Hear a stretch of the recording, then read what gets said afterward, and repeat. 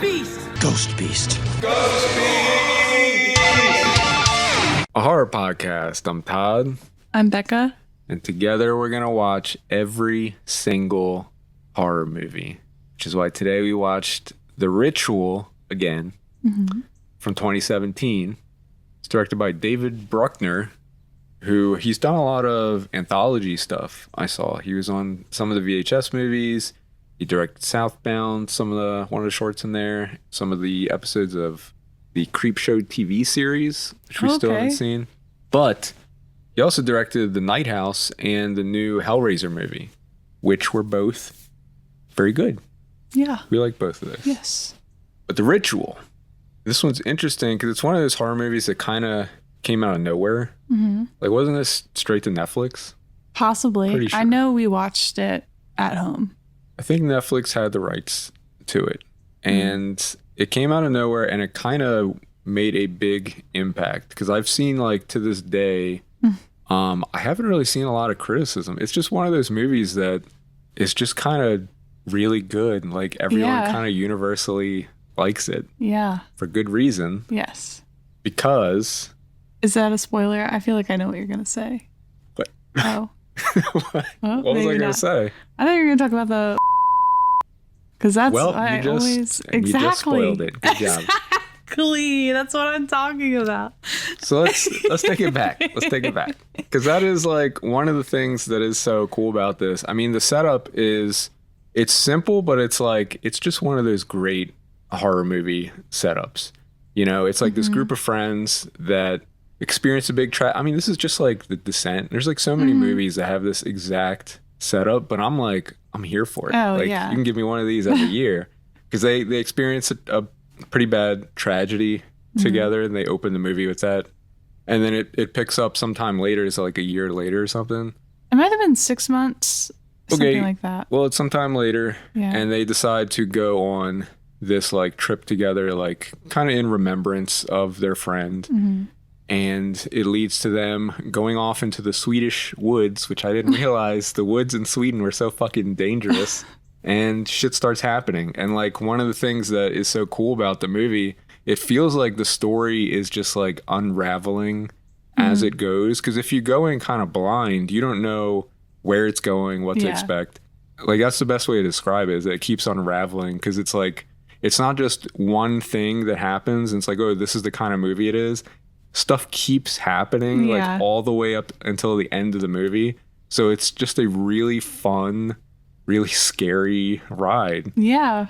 This is definitely one of those films that's like, it's hard to predict what the end is going to be. Yeah. Like, I can't imagine first go around watching this movie like, you know what's happening. Unless you're like, I don't know, psychic or something. Yeah, if you're psychic, you might not enjoy this as much. Okay, that's a good take. I'm going to bleep out what you said about because that's one of the like coolest parts of the movie, but it's also something that when it happened, I was like, what the fuck? I know. Like, it was just really crazy. And I want to be really careful in the spoiler-free section because like you can kind of give some things away that it wouldn't ruin the movie because we're watching it. For me, it was a third time. Yeah, that's right.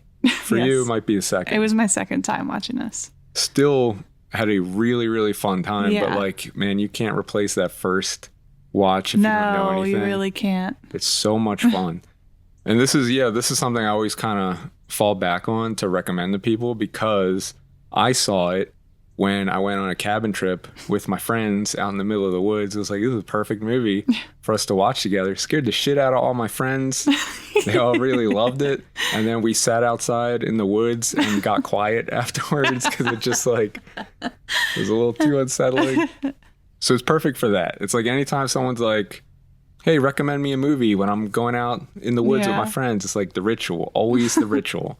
But I remember when you told me that, because I think I might have talked to you on the trip, like you called me and you said that you watched that. I was like, okay, that's a little fucked up, but okay. I guess it's a lot to subject them to. But I mean, that's what we're here for. Last time we watched Terrifier 3 and completely fucked everybody up.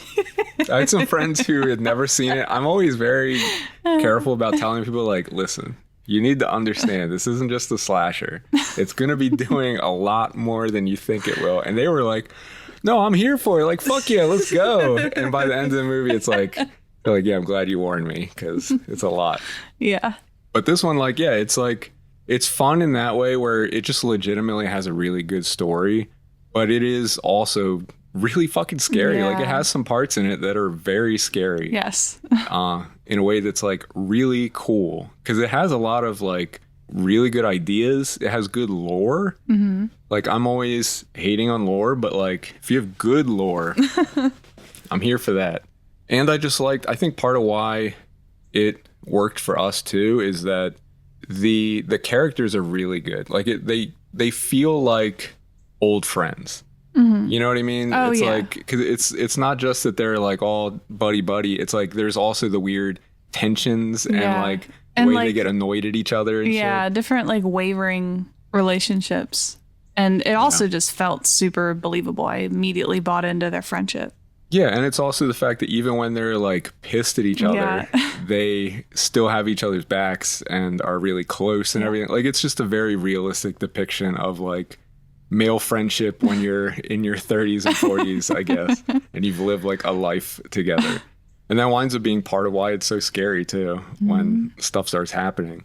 And I mean, the movie itself, it is like, I guess we can talk about the content warning, unless you had something else you want to talk about. No. Because you were the one who said like you had been thinking about this a lot and wanted to see it again. What made that happen? Well, it's spoiler. Oh. Okay, we'll get to that next then, I guess. But I think through watching it again, I realized like, oh, I needed to see this movie again. Okay. So, yeah. But yeah, with the content warning, like, this is one of those movies. It's a movie about grief, which is like, surprise, like, it's horror from 2017. Like, I think almost every horror movie around this period in like the 2010s is about grief in some way. So that stuff can be pretty heavy, you know, it deals with losing a friend specifically. But it's funny because, like, I think there are so many ideas here that are so clearly, like, it's like symbolic of the grief process. Oh, yeah. 100%. And, yeah, it can be, like, very, very obvious, but I think it works in a way where it's, like, it just kind of knits everything together very neatly. Yeah, this one, at least for me, felt really cathartic. Oh, yeah. So there are times, especially like through like the movements of grieving, where I don't want to watch stuff like this. And this time I feel like, well, when this had first come out, I hadn't really experienced such a huge loss like I did with my dad. Yeah. And I feel like since then, that happening and then watching this again, I was like, oh my God. There's just like so much that I resonate with. And but you felt like it was cathartic rather than triggering? Yeah. Okay. I mean, I definitely felt triggered during the movie. It definitely felt emotional, but it felt like in a way of release. So that's nice. Yeah. Something to be said for that, for sure.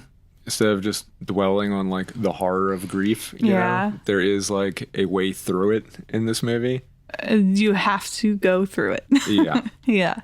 Yeah, and I think that's like, without spoiling anything, that it's the most obvious in the ending. Like, the ending is very obviously like, okay, like, I can see how we're resolving this. Yeah.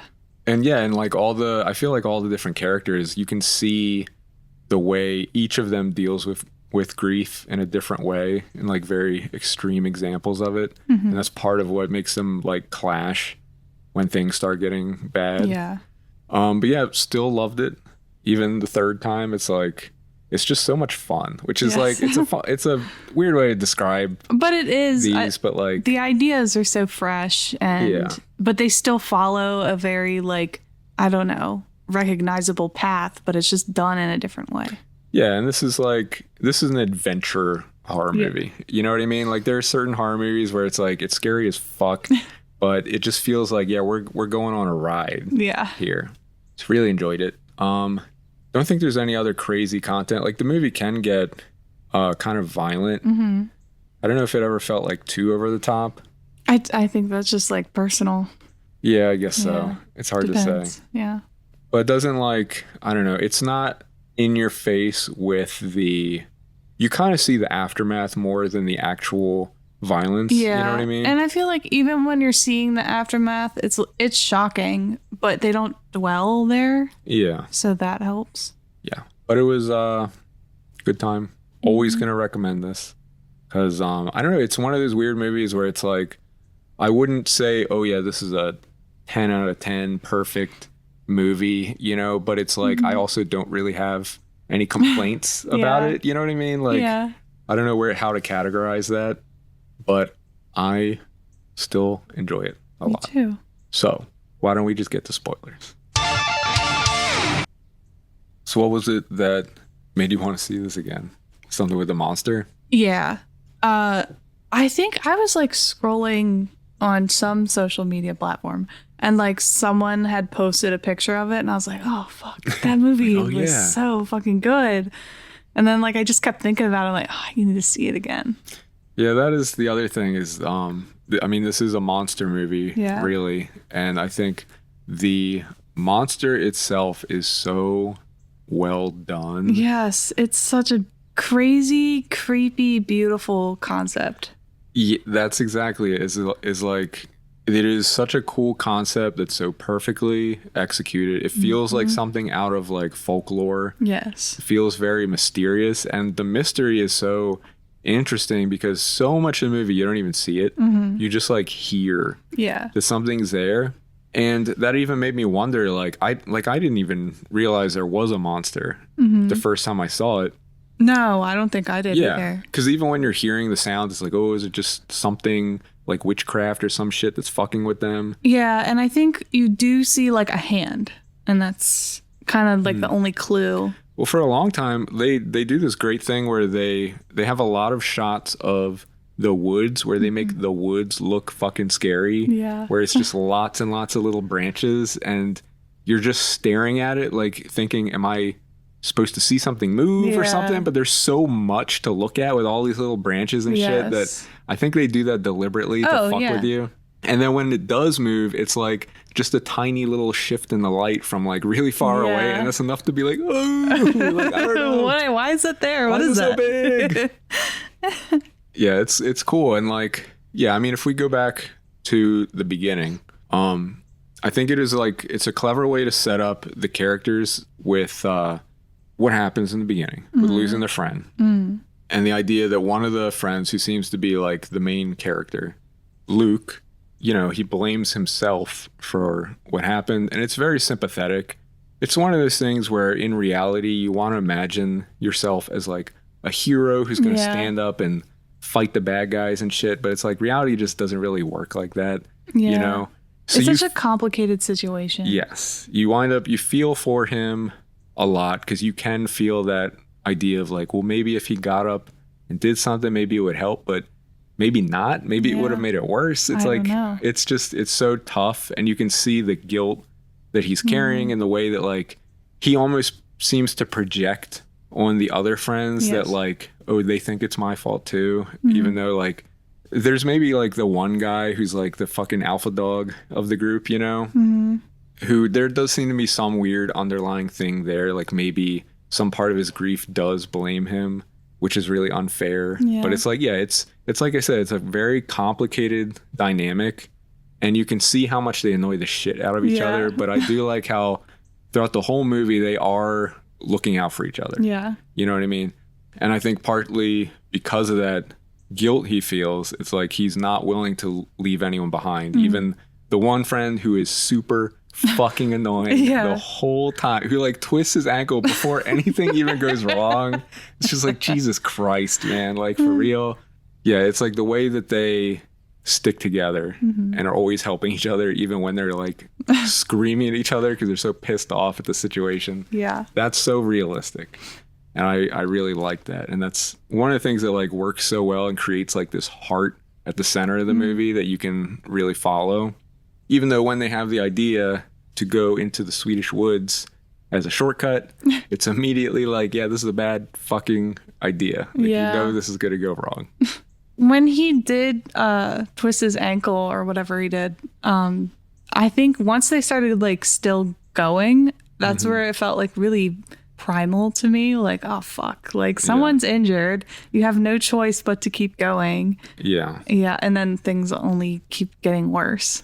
So yeah, that's the thing, is like there's a way the movie kind of is constantly pushing them along, because at first it is very much like, yeah, he's injured, so we gotta get him the help. And then when things really kick off, and I like that they get things moving like very quickly, it's the scene where they stay in that cabin. Yes.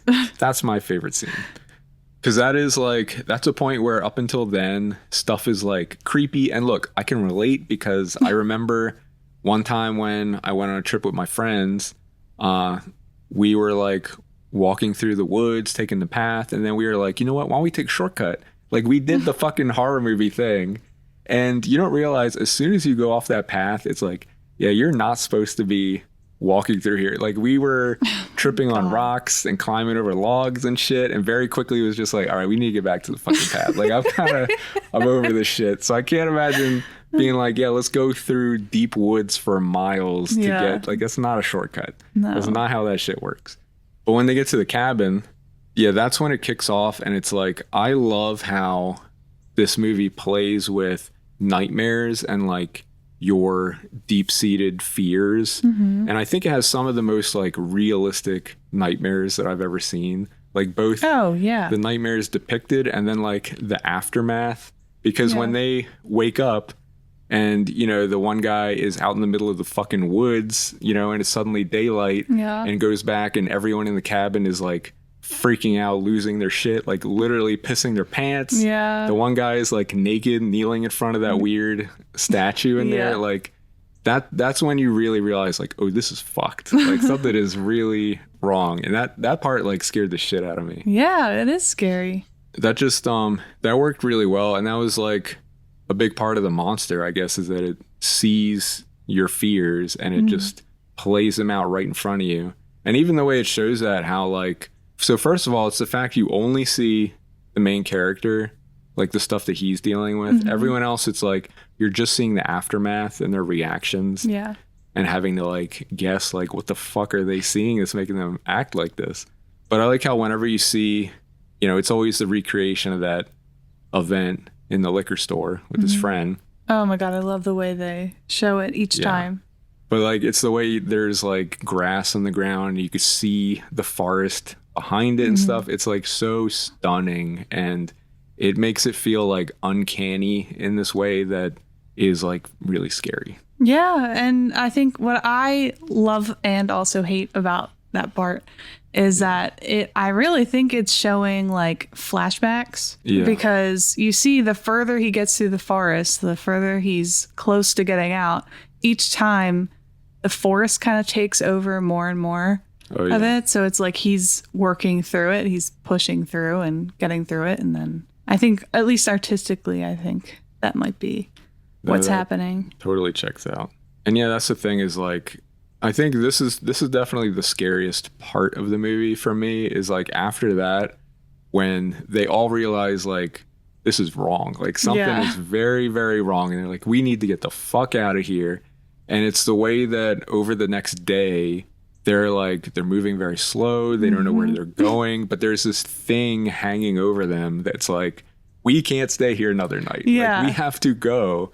So when the sun starts setting again, you can see all of them just being like, fuck. No. And like, that's kind of the thing that works. It creates this like anxiety, you know, the whole time. It feels like movies like Blair Witch Project. You know how like during the day they're just getting pissed and wandering, and then at night, you know, things are going to get fucked up. It kind of plays with that. And I'm a big fan of that, because there's that dread of like the night slowly coming in and being like, what's going to happen now? Like, Jesus Christ. And they start getting picked off. I will say, like, when they picking back off of what you were saying. When they were like crawling through the forest, they were literally like dragging themselves through the forest. That sucked. That sucked to be like, real. God, you want to get out of there so bad, but you're not going to stop. You just got to keep going like that. Oh, I could feel that. Yeah, I mean, if you know that it's going to subject you to your worst nightmares every night, and it was going to pick one of you off and like hang you on a fucking tree and disembowel you, it's like every part of it feels dangerous and scary. Yeah. And it's like, you know exactly what is coming, and that dread is what drives like the fear. Yeah. But I also like, you know, we get that idea of like what's happening here, and there is some big creature that's hunting them, but then they meet the settlement and it's like a whole other part of the story starts up. And I was wondering, like, is everyone in the settlement supposed to just be like someone who got lost and marked and became part of it? I think so. I guess that makes sense. I didn't really think about that before.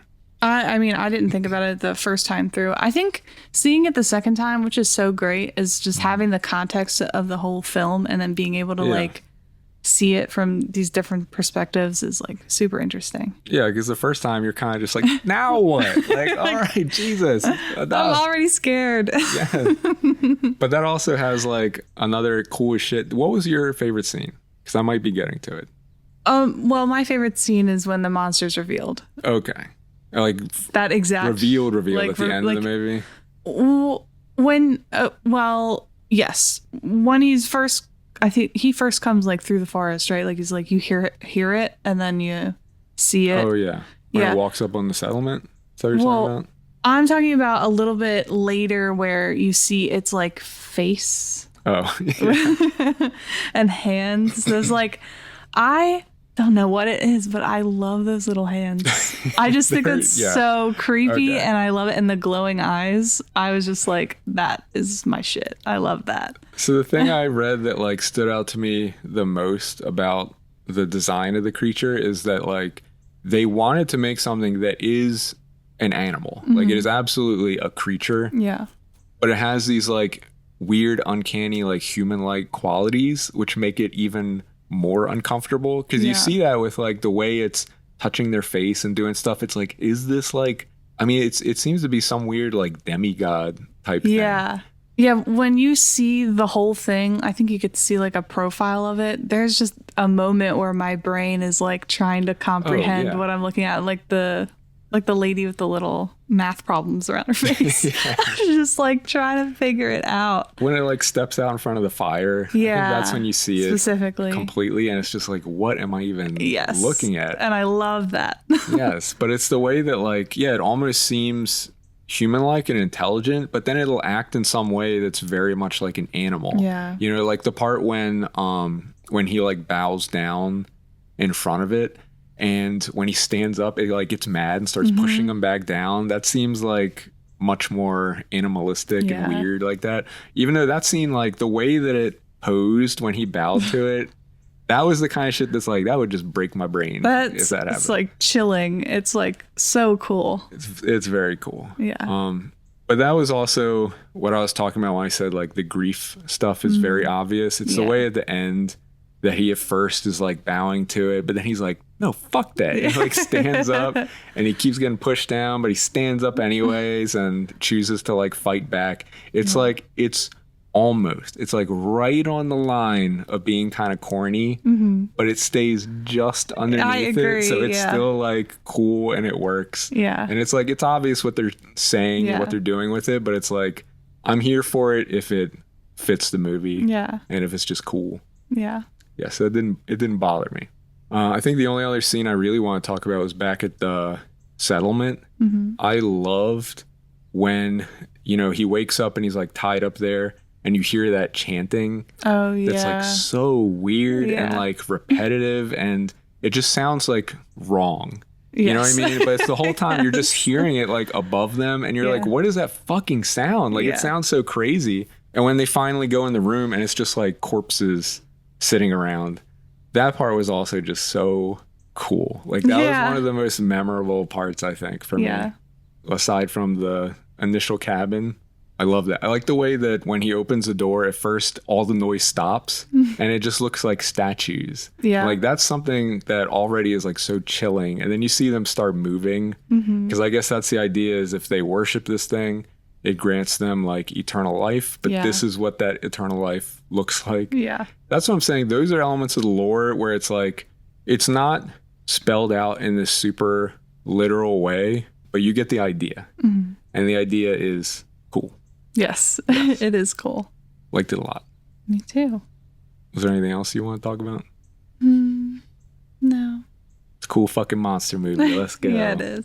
But you can go ghostbeast.com for all our links. You can also search for Ghost Beast Pod. You can follow Lux Fatale. Oh. No, there is something else. Sorry. Rewind. Yes. The like absolute ending of the movie where he's like screaming. Oh yeah. That was just like so visceral. Like very cathartic for you. Yeah. It felt like empowering, but also like still super sad. Oh yeah, because he gets out of the woods. Yeah. And it becomes clear, I guess, the thing can't follow him out of the woods. Mm-hmm. So he just starts fucking yelling at it. Yeah. Well, I think the first time I saw the movie, I was thinking, he's yelling at that thing because that thing fucking sucks. But also, I feel like at the same time, it was like victory of like. It's just feeling like you fucking won. I did it. Like I got out. Yeah. Yeah, I can see why that would be very cathartic. And it's like, yeah, it's a good way to end it, I think. Yeah, I think so too. Worked very well. So you can follow Lux Fatale to see Becca's artwork. And you can also follow Ghost Beast on Letterboxd, where we rank everything we cover. Okay, think I found a good spot. I put it above Longlegs and below the Vortilac. I don't know if I can put it above Longlegs. Man, you love Longlegs. I love Longlegs so much, but I also really love this movie. So, like, it's really hard. What if we put it right under Longlegs and above X? I just feel like I need them right next to each other. Well, they kind of are. Literally. Well, that puts it at number 21 on our list. You can contact us at podcast@ghostbeast.com. What's your favorite horror movie about a group of friends that suffers a tragedy and then goes on vacation in the wilderness? Let me know. Bye.